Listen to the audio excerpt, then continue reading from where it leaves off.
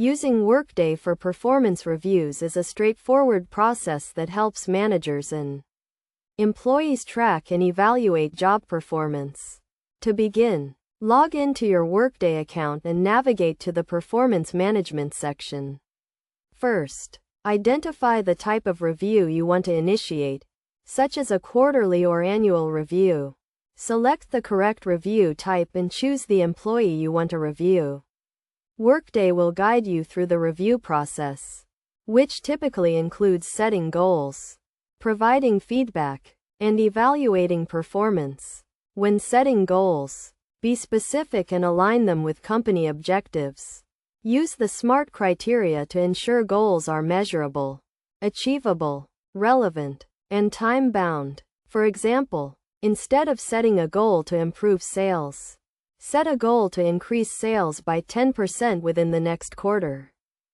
Next, provide feedback to the employee. This can be done throughout the review period, not just at the end. Use Workday to document feedback, including both positive and constructive comments. Be specific and provide examples to support your feedback. When evaluating performance, use a fair and consistent approach. Workday provides a rating system to help you evaluate employee performance.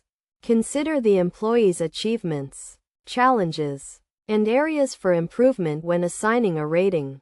Finally, finalize the review and provide the employee with a summary of their performance. Use Workday to generate a review document that outlines goals, feedback, and evaluation results. This document will serve as a reference point for future reviews and help employees understand their strengths and weaknesses. Best practices for using Workday for performance reviews include regularly updating employee information, providing timely and constructive feedback, and using data and metrics to support evaluation decisions. By following these steps and best practices, you can effectively use Workday to manage performance reviews and support employee growth and development.